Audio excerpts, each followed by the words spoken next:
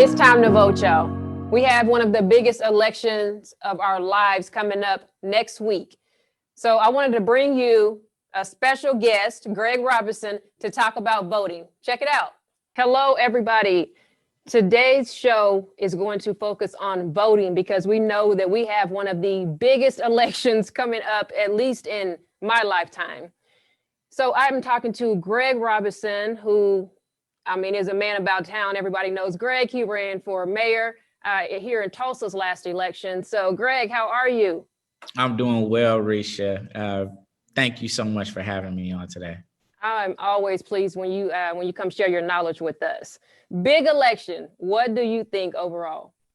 Well, listen, this is the biggest election because it is the next election up, and I truly do believe that this is the biggest election of our lifetimes to this point, because this election, like every election, dictates the type of country that we're going to be and the type of opportunities that we are going to try to provide, not just for us right now, but for Americans throughout this country in future years. Exactly. And I think, for a lot of people, I'm not sure that we've had, this big of an election, because there's a huge difference in the candidates. Major difference in the candidates. So I'm going to ask you what you think about the candidates. I'm going to try to stay bipartisan and and put it on you. So what are your thoughts on the candidates? Well, listen, I make no secret about it. I am not a supporter of our current president. And right. For me, that is because I just do not believe that his actions have reflected the values that, frankly, built this country. And I think that his actions have kept us separate. I think they've actually separated us even more. And so I think that we would all benefit in this country from a little bit more integrity in leadership. I think that regardless of your political leanings, Risha, via economics, or your political thoughts in terms of social issues, everyone in America should be rooted in the core values of freedom, of respect for one another, and in treating each other how we want to be treated. And sometimes we overcomplicate it. I just think that our current president isn't leading us in that way. Well, I agree wholeheartedly, but I want to challenge you on something you said. You said that he is not representing the values that America was built on. I kind of think that's exactly what he's doing, and that's why we need to change. Okay, so you came to have a conversation this afternoon. Listen, let's make no mistake that President Trump is not the creator of white supremacy. President Trump is not the reason totally that we have the differences in racial relations and the inequities that we have. He is actually a representation of it. He is a representation of the ways that white supremacy and systemic racism have created differences in this nation. I would agree with you on that. But what I would also say is that I don't believe that racism is about good and evil in America. I think that it is, and it has always been, about self-interest. And I think that people in this country are doing, for the most part, what they think interests them. I just think we have to start thinking about being more inclusive in our politics, more inclusive in our personal lives, understanding that when everyone in America wins, we all win. So that is why I would say at the heart of American values, I don't think is evilness. I think that we have just misplaced who we value in America for way too long. And if we broaden our definition and allow for Black people and other people of color to be included in the American story, then all of a sudden those values and those opportunities that the founding fathers wanted for themselves and their families, they now apply to us. I think that can happen within America, but I think that we need a leader who's willing to see it that way. I agree with you. And I love the way you stated that. So I knew if I said that to you, you would come up with something really good to help help us all understand better. So we keep talking about the significance of this election, but what about local elections? How significant are they in terms of helping the country as well? You know, the danger in such a massive national election like this one is that we think that our job is done after we vote on the first Tuesday in November, when the truth is that there's a reason, Risha, that they have election officials that aren't just hired for a month, that aren't just hired for a year. They're always in employment. And that's because we continue to have elections. And frankly, your day-to-day lives, the way that your trash is being picked up, the way that your roads are being constructed, the way that your kids are being educated, particularly now when we have a pandemic that is affecting people in communities so differently, not based on necessarily what's happening at a national level, but what is happening at a local level with those decisions. I hope that one of the things that comes out of this pandemic is a realization of just how critical those local elections are. Everything from the school board election, which is often decided by a couple hundred voters, to your city council elections. City councilors actually create and pass the city budget. Obviously, then to your state officials who are oftentimes dictating how to interpret and enact the federal regulations that come down from the president. So, Risha, make no mistake that if all you do is vote on election day and then you think your job is done, you are giving away a significant amount of power. Again, regardless of whether you are Democrat or Republican, whether you're a more liberal-minded thinker or a more conservative person. So what do you say to people that and from marginalized communities? So your diverse people who just feel like their vote doesn't matter. I mean, they feel like they don't see change in their communities, in their lives, so they don't go vote. Any advice for them? You know, this is something that's personal for me. When I first got into elections and into campaigns, I was a young African-American man working for the first Black president, Risha, and I dressed up in a nice suit and I went out and I started knocking on doors and I ran into a young man who looked just like me. And after I got done talking to him, he looked me in my eyes and he said, I was broke before the president got elected and I'm broke now. So you can just politely get off of my porch. I don't want to register to vote. I don't want to talk about politics. The reality is that sentiment is one that is a lot more common than we choose to believe. And so I think that there's a couple things here.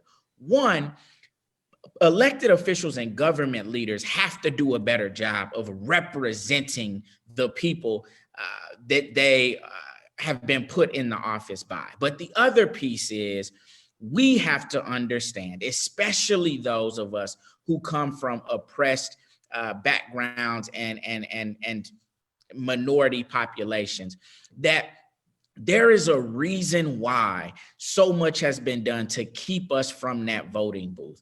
Risha, there's one day in America that we can guarantee that we're all equal. It's election day. All of us have one vote. And the fact of the matter is that regardless of how much money you have, regardless of your social status at that standpoint, you have the right to that vote. That is your power. And that ultimately is how the founding fathers set up this country to work and how we can begin to change systems that we think don't work for us. You cannot win a game that you don't play in. And that's just the reality of the situation. So it has long been a trick of people in power to remain in power, to oppress the vote, to suppress, and to make people feel, frankly, that voting doesn't matter. Nothing could be further from the truth. Exactly. I agree. And I don't think that that people truly grasp that. So where do you think campaigns play a role in this?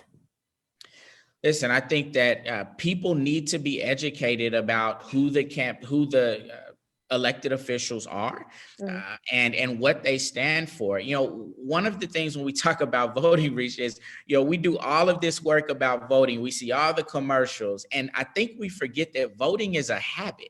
So if you vote every year in every election, you wake up in the first Tuesday in November, that's election day. But what if you don't? If you don't, it's just another Tuesday. And that, for me, is where campaigns can really play a real role in really getting people to make a plan to vote.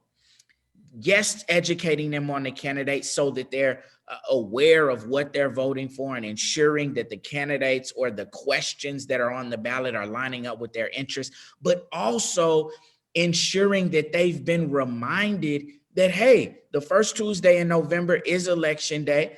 Here is the date that you get your absentee ballot. Here is how to send it in. Here's when you can go and in-person vote. Here's what to take with you. Campaigns, to me, have just as much responsibility to educate truthfully on their candidates as they do to be encouraging people to participate in the process. So I would like to see more campaigns take more of a stronger hold on increasing voter turnout, increasing voter education, because I think it helps our society as a whole when more people are educated and are going to the polls. True, but campaigns are extremely expensive. So I think it keeps some people from actually running from office, people that will be great for office. Why do you think they're so expensive? I think they're so expensive because of what we spoke about just a few minutes ago. Let's make no mistake that when you look up the definition of politics, it is a game of the rich, back all the way into the times when it was created in Rome.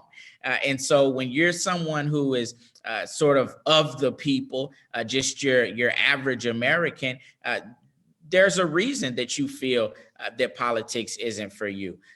And that's why the tremendous amount of money that it takes to for instance, get on the airwaves, to get in the cars, on the radio, to get even certainly in the mailboxes of folks. I mean, these things take a tremendous amount of money. Even having your ads and running them on the internet being targeted to the right folks. And so, you look at that, it absolutely is a hurdle that we have to think about. And then when you think about the fact that when you represent the interest of big business, that's easy access to a lot of money, the ability to flood people with information, frankly, that isn't always correct. You've seen it in this campaign cycle, whether you're talking about at the national level or you're talking about our local and state levels.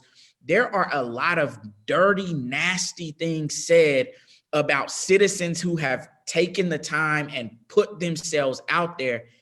And a lot of times they're not true. And when you don't have the money to sort of flood and fight back, it absolutely can discourage you. So again, I think that is something that we've got to do a better job of legislating. Frankly, I would love to see a cap on how much elections really you should be able to spend in an election. I would love to see, frankly, our television networks and some of our advertising hubs do some things where they say, hey, if you're running a political ad, maybe we cut you a break because it is for the good of the people. We've never talked about it from that angle. If it didn't cost you $90,000 to $100,000 to run ads on TV, maybe some local candidates who otherwise wouldn't have those resources actually would have a better chance of getting their message out. So I think that this is a problem that we all have to say, hey, we've got to do a better job of, and stop worrying so much about the greed of things and start worrying about people's education to improve the outcomes of our elections. So you mentioned the pandemic earlier, and I mean, we know what that's done to the country. What do you think it's going to do for voting this year? Well, I can tell you as someone who has ran a campaign during a pandemic that it is definitely difficult, but it comes with strengths and weaknesses. I think one of the things that you're saying that's a strength is the tremendous amount of in-person absentee voting and at home absentee voting. The numbers, regardless of whether you're talking about Tulsa or across the country, are up. And I think that that's good because it's reminding people of all of the different ways that they can vote. But certainly, I think that in-person voting on election day is going to be something that's impacted because of the fears of this pandemic. You think about the inability to be able to provide the massive rides to the polls, things that people, especially in communities that don't have as much access to resources or access to transportation, really count on in terms of getting voter turnout. Those are the types of things that have been limited. Risha, the inability to go door to door and have those face-to-face conversations and really talk to voters and educate them on issues that they may or may not have as much knowledge on, that has been severely weakened during this time. You think about the fact that we've only had 2 presidential debates. I mean, my God, in 2016, it seemed like we had 2 debates a month. And so it's already taken a huge toll in terms of information. I think it's going to continue to take a toll in terms of hurdles to access. And so again, I would encourage our election officials, our government officials to do what we can to ensure that we take off any limits to getting people access to vote here over the next few weeks. Greg, thank you so much. As always, you pack so much knowledge in a small amount of time. So we appreciate you taking the time to speak with us today. Absolutely. Take care. And please don't forget to vote. If you already know that you're going to vote, grab someone else and ensure that they've made a plan to vote as well. You heard it right here, what he said. As you just heard from Greg, everybody is equal on voting day. Go do your part and cast your vote. As you also heard, campaigns are where we actually get to learn about our candidates. So do your homework and go vote. This is Risha Grant with 2 Works for You.